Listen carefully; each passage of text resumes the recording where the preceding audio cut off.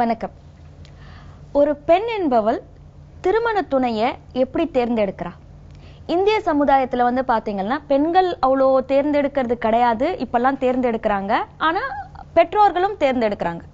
ஆனா அது அரேஞ்ச்டு மேரேஜா இருந்தாலும் சரி, லவ் மேரேஜா இருந்தாலும் சரி, பெண்ணோட வாழ்க்கை துணை எந்த மாதிரியான நபர்களுக்கு அவங்க போய் சேர்றாங்கன்னு சொல்லிட்டு பாத்தீங்கன்னா, தன்னோட தந்தையோட மனதளவுல அவங்க எந்த உறவு முறையை வச்சிருந்தாங்களோ அங்க இருக்கிற சில பிரச்சனைகள் அதை அப்படியே அவங்க வாழ்க்கை துணையோட அவங்க எடுத்துட்டு போறாங்கன்னு சொல்லுது இன்னையோட அறிவியல். சோ தன்னுடைய முதல் கணவன் அது உலக அளவுல எந்த இடத்துல வேணாலும் இருக்கலாம். அது அமெரிக்க பெண்ணா இருக்கலாம், இல்ல இந்திய பெண்ணா இருக்கலாம். பெண்ணோட சைக்காலஜியே எப்படி ப்ரோக்ராம் ஆயிருக்குன்னா, somebody who reflects her father, தன்னோட அப்பாவோட ஒரு பிரதிபிம்பம், ஏதோ ஒரு குவாலிட்டியில, ஏதோ ஒரு உணர்ச்சியில, அங்க முழுமை பெறாத சில விஷயங்கள் இல்ல முழுமை பெற்ற சில விஷயங்கள், அதை பார்த்துதான் அட்ராக்ட் ஆகுறா. அந்த மாதிரியான குணநலன்களை தான் ஒண்ணு அரேஞ்ச் மேரேஜா இருந்தா கூட தன்னோட கணவன் கிட்ட இருந்து அவளே வெளியில கொண்டு வரா அப்படின்னு சைக்காலஜி. இதுக்கு ஒரு எக்ஸாம்பிள் சொல்லணும் அப்படின்னு சொல்லிட்டு சொன்னீங்கன்னா, என்கிட்ட ஒருத்தவங்க வந்திருந்தாங்க. இவங்களுக்கு வந்து இந்த weak sense of self, narcissistic personality டிசார்டர்ன்றது வந்து ரொம்ப strong sense of self. Weak sense of செல்ஃப்ன்றது வந்து நான்ன்ற அந்த வளர்ச்சி வந்து ஒழுங்கா முழுமை பண்ண பெறல. சோ இவங்களுக்கு எந்த மாதிரியான ஒரு குடும்ப சூழ்நிலை அப்படின்னு சொல்லிட்டு கேட்டீங்கன்னா, தம்பி வந்து ஒரே வருஷம் தான் சின்ன பையன். ஆனா அவனுக்கு வந்து உடம்பு சரியில்லாத போயிடுச்சு. ஒரு 11 மாசம் இருக்கிறப்ப உடம்பு சரியில்லாத போயிடுச்சு. இப்போ அந்த அப்பா அம்மாவுக்கு வந்து தம்பியை நினைச்சு ரொம்ப கவலை. சோ அவ்வளோ கவலை இருக்கிறதுனால இந்த குழந்தை ஒரு வருஷம் தான் பெருசு அப்படின்றத மறந்துட்டு அந்த தம்பிக்கு மட்டும்தான் எக்ஸ்ட்ராவா அட்டென்ஷன் கொடுக்குறாங்க. சோ வீட்டுக்கு ஏதாவது நல்ல தின்பண்டங்கள் வாங்கிட்டு வந்தா கூட ஐயோ உடம்பு சரியில்லாத குழந்தையாச்சேன்னு சொல்லிட்டு அவனுக்கு அதிகமா கொடுப்பாங்க, இந்த பொண்ணுக்கு கொடுக்க மாட்டாங்க. சோ இந்த பொண்ணு வந்து ஒரு பாயிண்ட்டுக்கு மேல ஏன் எனக்கு கொடுக்க மாட்டேன்றீங்கன்னு சொல்லிட்டு சண்டை போடுறப்போ அப்பாவும் அம்மாவும் 2-3 வாட்டி சொல்லி பார்ப்பாங்க. அதுக்கப்புறமா அடிச்சோ இல்லைன்னா ஒரு உதாசீனப்படுத்தோ அந்த மாதிரி சொல்லி விட்டுடுறாங்க. சோ இந்த மாதிரி உதாசீனப்பட்டு வளர்ந்த குழந்தை என்ன ஆகுதுன்னா, தான்ற அந்த ஸ்ட்ராங் சென்ஸ் இல்லாம ஒரு நல்லவங்க, ரொம்ப நல்ல பொண்ணு, எல்லாருக்கும் உதவி பண்ற பொண்ணு, ஆனா தான்ன்றது ஸ்ட்ராங்கா இருக்காததுனால அவ்வளோ ஒரு கான்பிடன்ஸ் கிடையாது. இவங்களோட இன்னர் வாய்ஸ், மைண்ட் வாய்ஸ் பாத்தீங்கன்னா எப்பவுமே தன்னை தாழ்த்திக்கிற ஒரு மனசு தானே தவிர உயர்த்திக்கிற மனசு கிடையாது.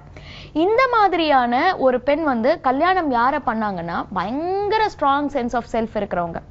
அப்படியே அப்பா மாதிரியான ஒரு பர்சனாலிட்டி, அடக்கிற பர்சனாலிட்டி.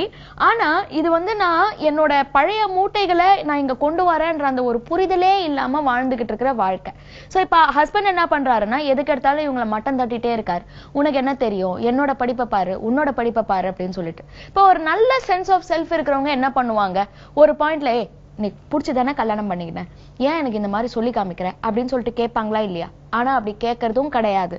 ஆனா மனசுக்குள்ள வச்சு குமுறிக்கிறது, ஆமா நான் யூஸ்லெஸ், எனக்கு வந்து ஒண்ணுமே திறமை கிடையாது, பிரச்சனையிலேயே மாட்டிக்கிட்டு. இப்ப நீங்க சொல்லுங்க, உங்க வீட்டுக்கு ஒருத்தர் பால்காரர் பால் போடுறாருன்னு வச்சுக்கோங்களேன். அவர் வந்து 20 வருஷமா வந்து பிஞ்சு போன பால் பாக்கெட்டே போடுறாருன்னா 20 வருஷமா நீங்க வந்து மனசுல சகிச்சுக்கிட்டே இருப்பீங்களா? இல்ல உங்க வீட்டு குழால தண்ணி வரலன்னு வச்சுக்கோங்களேன், 2 வருஷமா குழால தண்ணி வரலன்னு உட்கார்ந்துட்டு இருப்பீங்களா? வெளி உலகத்துல நம்மளுக்கு பிரச்சனைன்னு வரப்போ நம்ம அதெல்லாம் சரி பண்றோம்ல. ஏன் இந்த பிரச்சனையா அவங்க சரியே பண்ணல? ஏன்னா அவர் கேட்க மாட்டாருன்னா வேற ஆல்டர்னேட்டிவ் என்ன? அந்த ஆல்டர்னேட்டிவ்ஸ்க்கே மனசு போகாம அங்கேயே இருந்துகிட்டு தன்னைத்தானே தாழ்த்திக்கிட்டு இருக்கிற அந்த ஒரு உறவு முறையை அவங்க கண்டினியூ பண்ணிட்டே இருக்காங்க.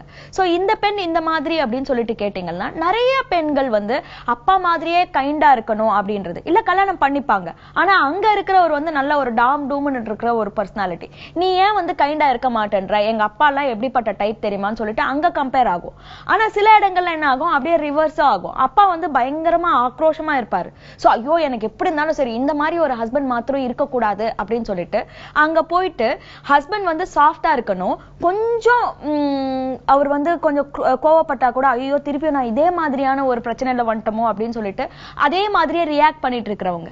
நம்ம வந்து நம்ம வாழ்க்கையில கண்டிப்பா ஒண்ணு புரிஞ்சுக்கணும், நம்மளோட குப்பைகள், பழைய குப்பைகளை நம்ம அதை சால்வ் பண்ணாத இருந்தோம்னா அதை எடுத்துட்டு போயிட்டு நம்ம ஃபியூச்சர்ல நம்மளுக்கு வர எல்லா அனுபவங்கள் கிட்டயும் வந்து நம்ம வந்து தேய்ச்சி விட்டுருவோம். சோ இப்ப பார்த்துட்டு இருக்கிற பெண்கள் வந்து நீங்க ஒரு கேள்வி கேட்டுக்கலாம், என்னோட வாழ்க்கையில என் கணவனுக்கு அவனை நான் ஒரு தனி மனிதனா மதிச்சு நான் வந்து ட்ரீட் பண்ணிட்டு இருக்கிறேன்னா, இல்லனா என்னோட சில மன காயங்களை எடுத்துட்டு வந்து நீ மருந்து போடு, நீ மருந்து போடு, நீ மருந்து போடுன்னு சொல்லிட்டு நான் கேட்டுட்டு இருக்கிறேன்னா, உங்க காயத்துக்கு மருந்து நீங்க மட்டும்தான் போட்டுக்க முடியுமே தவிர சுத்தி இருக்கிற மனுஷங்க வந்து உங்களோட காயத்தை ஆத்தணும்னு சொல்லிட்டு நீங்க எதிர்பார்த்தீங்கன்னா உங்களுக்கு ஏமாற்றம் தான் மிஞ்சுமே தவிர உங்களுக்கு சந்தோஷம் மிஞ்சவே மிஞ்சாது. ஒரு உறவு முறைக்குள்ள நம்ம போறதுன்றது வந்து அன்பை பகிர்ந்துக்கிறதுக்காக போறோமே தவிர அன்பை வாங்கிக்கிறதுக்காக நம்ம போகல. எவ்வளவுக்கு எவ்வளவு அன்பை வாங்கணும் வாங்கணும் வாங்கணும்னு நினைச்சிட்டு இருக்கிறோமோ அதை கொடுக்கறதுன்றது வந்து ரொம்ப கம்மியாயிடும். அப்போ அதனுடைய ஒரு இம்பேலன்ஸ் வந்துடும். So start exploring your own past hurts. நம்மளோட கடந்த கால காயங்கள் என்னன்னு சொல்லிட்டு யோசிக்க ஆரம்பிச்சோம் அப்படின்னு சொல்லிட்டு சொன்னாலே அந்த சூழ்நிலையில இருந்து நம்ம கொஞ்சம் தூரத்துல இருந்து அதை பரிசீலனை பண்ணலாம். அப்படியே உள்ள போயிட்டு ஒன்னொன்னுத்துக்கும் போராட்டம் பண்ணிட்டு இருக்க வேண்டிய அவசியம் இல்லை. தூரத்துல இருந்து ஒரு சினிமா படம் தூரத்துல இருந்து பார்த்து ரசிக்கிற மாதிரி, பார்த்து ஓ இப்படி எல்லாம் இருக்கா அப்படின்னு சொல்லிட்டு பாக்குற மாதிரி நம்மள கூட கொஞ்சம் தூரத்துல இருந்து பார்த்து நம்ம கண்காணிக்க ஆரம்பிச்சோம் அப்படின்னு சொல்லிட்டு சொன்னாலே வாழ்க்கை எவ்வளவு சுலபமாகும்ன்றது என்னோட கருத்து. நன்றி, வணக்கம்.